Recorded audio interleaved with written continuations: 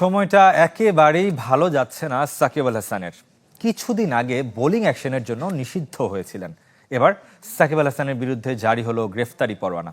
Check dishonour মামলায় ঢাকার additional chief metropolitan magistrate Ziadur রহমানের আদালত এই আদেশ দেন। তাতে দেশে ফেরা অনেকটাই বন্ধ হয়ে গেল সাকিব আল হাসান। বিতর্ক যেন সমর্থক শব্দ হয়ে দাঁড়িয়েছে সাকিব আল হাসানের। ধারাবাহিকভাবে একের পর এক জড়াচ্ছেন নতুন বিতর্কে। জুলাই বিপ্লবের পর প্রথমবার হত্যা মামলায় আসে সাকিবের নাম। এরপর দেড় যুগের ক্যারিয়ারে মাঠের ক্রিকেটে বোলিং অ্যাকশনের জন্য প্রথমবার হয়েছিলেন প্রশ্নবিদ্ধ। নামের পাশে যোগ হয়েছে নিষেধাজ্ঞা। আর এবার ব্যাংক চেক ডিজঅনারের মামলায় নাম্বার 75-এর বিরুদ্ধে এলো গ্রেপ্তারি পরোয়ানা। সাবেক টাইগার অধিনায়কের এবারের মামলার কারণটা ব্যবসায়িক। সাকিব আল হাসান অ্যাগ্রো ফার্ম লিমিটেডের চেয়ারম্যান হিসেবে দায়িত্ব পালন করেছেন সাকিব। নিজ প্রতিষ্ঠানের জন্য 7 বছর আগে 2017 সালে আইএফআইসি ব্যাংকের বনানী শাখা থেকে নেন 1.5 কোটি টাকার ঋণ, যা নির্ধারিত সময়ের মধ্যে পরিশোধ করেনি সাকিব এগ্রো।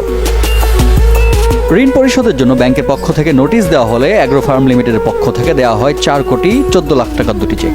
সেখানে বাধে বিপত্তি। অ্যাগ্রো ফার্ম লিমিটেডের ব্যাংক হিসেবে পর্যাপ্ত টাকা না থাকায় চেক ডিজঅনার হয় দুটি চেক। এরপর টাকা পরিশোধের জন্য সাকিব আল হাসান এগ্রো ফার্ম লিমিটেডকে আইনি নোটিশ পাঠায় আইএফআইসি ব্যাংক।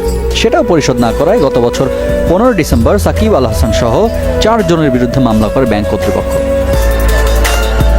সেই মামলায় 4 আসামির মধ্যে 2 জন হাজিরা দিলেও আদালতে উপস্থিত ছিলেন না সাকিব ও তার ফার্মের ব্যবস্থাপনা পরিচালক কাজী শাহগীর হোসাইন। তাতেই 2 জনের বিরুদ্ধে গ্রেপ্তারি পরোয়ানা জারি করে আদালত। মাঠের ক্রিকেটে থাকতেই নেমেছিলেন রাজনীতির ময়দানে। সেটাই শাপে বর হয় সাকিবের জন্য। মাত্র 6 মাসের এমপিতে বদলে যায় সাকিবের প্রতি দেশের ক্রিকেট প্রেমীদের মনোভাব। ছাত্র জনতার আন্দোলনেও সাকিব ছিলেন পুরোপুরি নিশ্চুপ। রিফাত হোসেন, চ্যানেল 24।